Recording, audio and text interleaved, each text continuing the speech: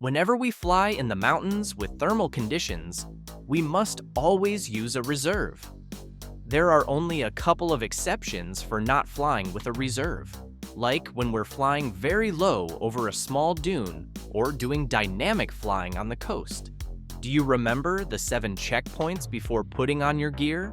But when you fly with a reserve parachute, you need to add an 8th checkpoint, checking the reserve pin. And we'll do that first. It will be step number 1, because if you put on all your gear first, you won't be able to see the reserve pin. So, we check it first. What are we looking for? We need to make sure these pins are properly secured. For example, here, it's not positioned correctly. It needs to be right here. And this one as well. Do you see? Because if the pins are even slightly loose or sticking out, the reserve could deploy in flight, and we don't want that.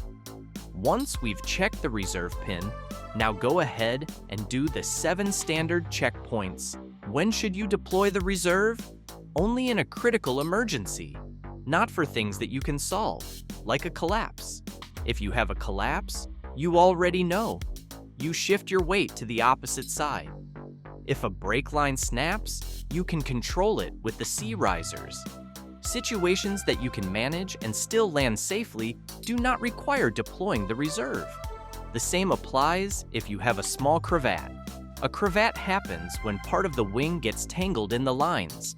If it's minor and you can still control your direction and land, you don't need to throw the reserve.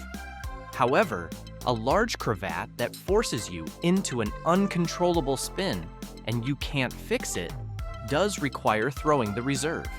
So, if you are falling uncontrollably or don't understand what's happening and you're already below 100 or 200 meters, then you must deploy the reserve.